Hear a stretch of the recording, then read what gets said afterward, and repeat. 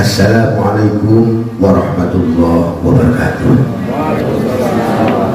Alhamdulillah wassalatu wassalamu ala rasulillah, amma ba'du.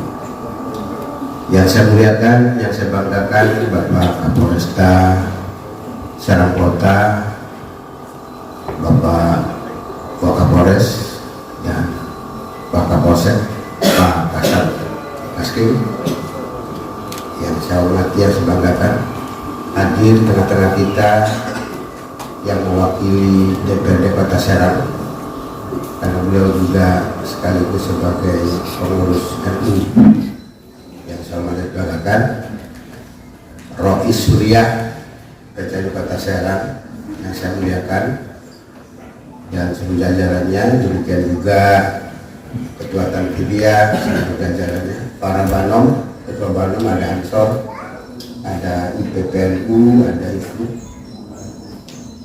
seluruhnya lah yang saya hormati, yang saya banggakan, serta para ustadz dan adik-adik para peserta lomba pidato kebangsaan yang semoga dimuliakan oleh Allah Subhanahu wa Ta'ala.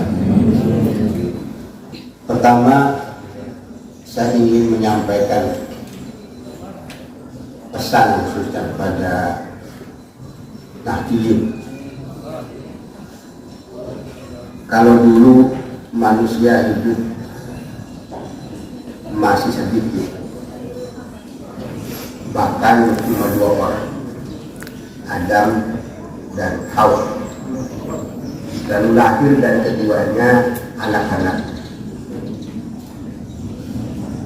Itu pun baru sedikit, belum bisa membentuk satu bayang-bayang. Tapi sudah ada kriminal, yaitu pembunuhan, persetubuhan antara Qabil dan Habil. Inilah kriminal pertama, pembunuhan pertama yang dilakukan oleh manusia. Apa yang diperebutkan simbolnya adalah wanita. Ini Pak Dewan, macam-macam semua kita di Kapolres. Orang bisa jadi saling bunuh karena wanita. Nah, dalam sabda lain Rasulullah mengibaratkan harta benda di dunia ini adalah wanita, dan harta yang paling baik adalah marhatus sholihah. Jadi ya wajar wanita itu kemudian ketika mau dinikah dibeli. Ya sederhana. Jadi nikah itu sebuah akad jual beli. Nah, maka agama diturunkan itu bukan untuk membuat permusuhan. Justru agama diturunkan Allah, dan hakikat agama itu adalah wahyu. Bentuknya aturan-aturan ini agar antar manusia itu hidup harmoni. Al-Quran jelas menyatakan kita ini dari satu bibit. Ini kalau sekarang ribut-ribut nasab, kita mau cukup nasabnya Adam. Kenapa? Karena dalam hadis yang disebut itu. Dan Adam terbuat dari tanah, makanya manusia akan kembali kepada tanah. Jadi sekalipun ada orang yang tanahnya banyak, ya tetap saja 2 kali 1 padanya. Nah, agama membuat aturan, sekali lagi ini untuk membangun keharmonisan hubungan antar manusia. Aturan ini ada yang sifatnya tidak bisa ditawar, itu hak Allah. Mana itu? Yaitu persoalan akidah dan ibadah-ibadah mahdoh. Sedangkan hubungan antar manusia adalah persoalan muamalah. Karena muamalah, maka mana yang terbaik itu diserahkan kepada manusia. Tetapi intinya adalah soal tauhid. pengakuan terhadap yang maha pencipta. Kenapa harus mengakui maha pencipta? Agar kita sebagai manusia tidak ada rasa sombong. Karena itulah agama melarang sifat sombong. Ini nanti jadi bahan pidato juga boleh untuk bangsa.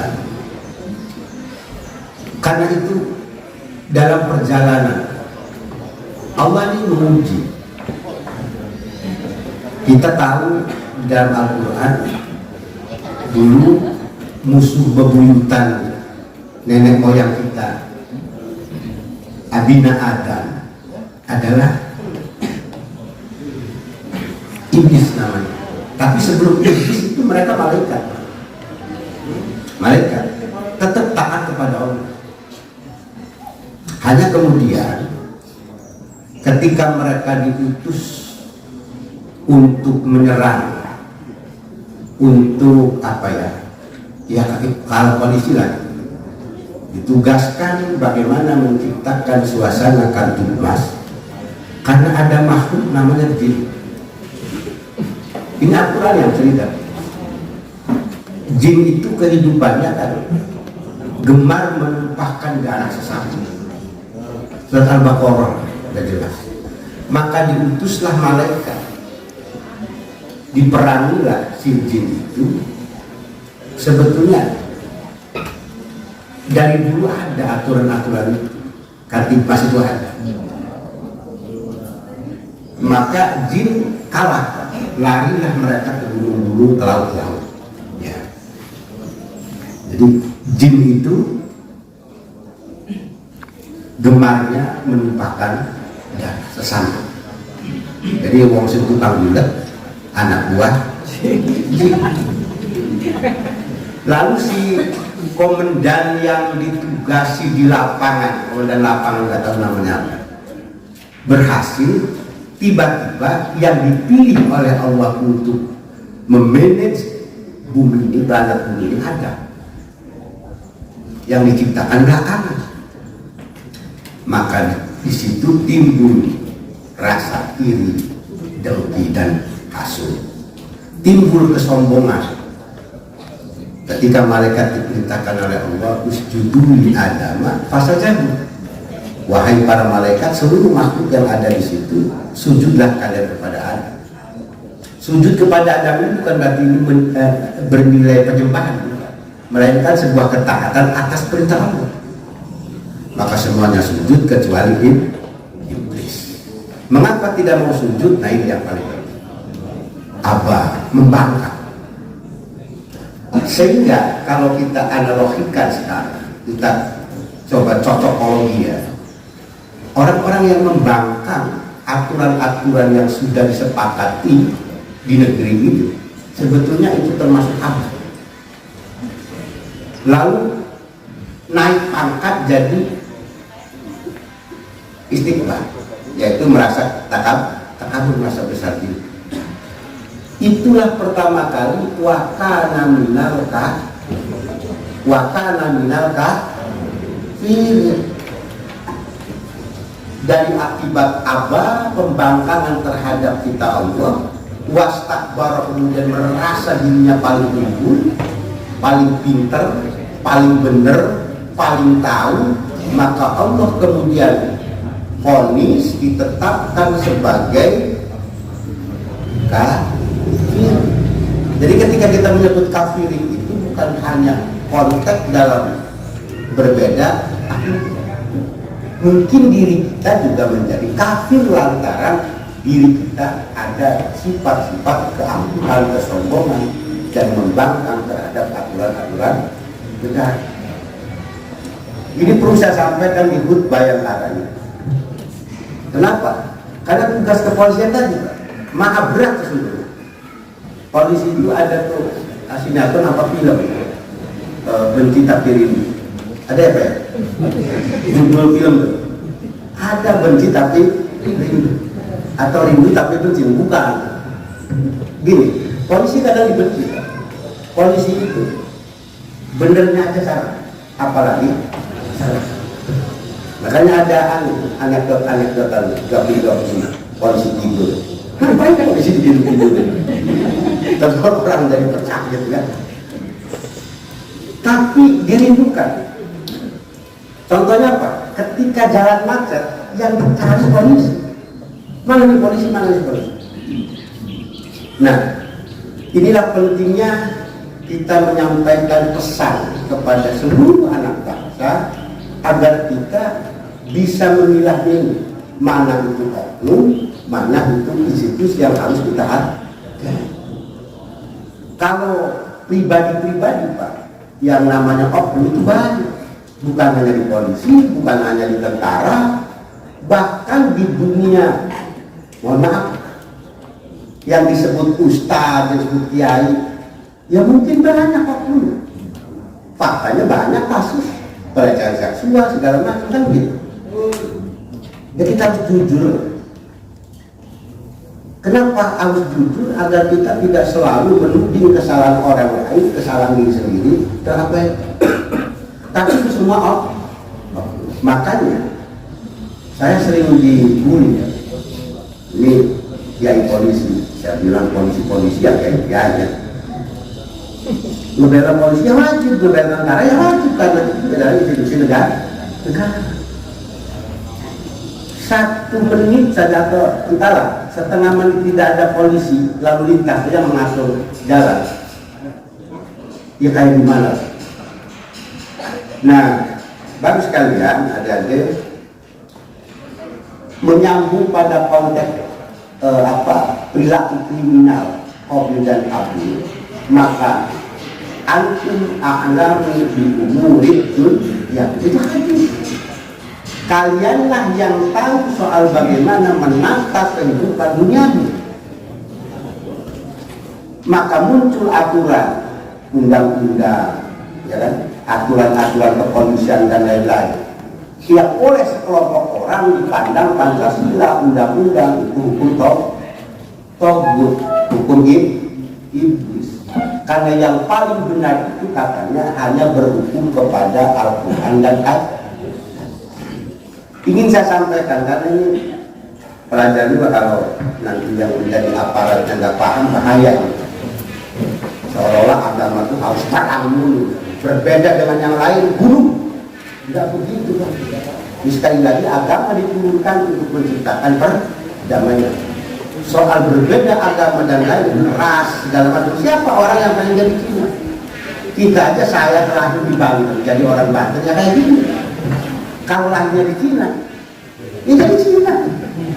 Siapa yang pernah bercita-cita nanti saya melahirnya di anu aja, di Mesir misalnya gitu. Orang seolah-olah hidup di Indonesia, makan di Indonesia, buang air besar, air kecil di Indonesia, ngeledeki negeri Indonesia. Terakhir,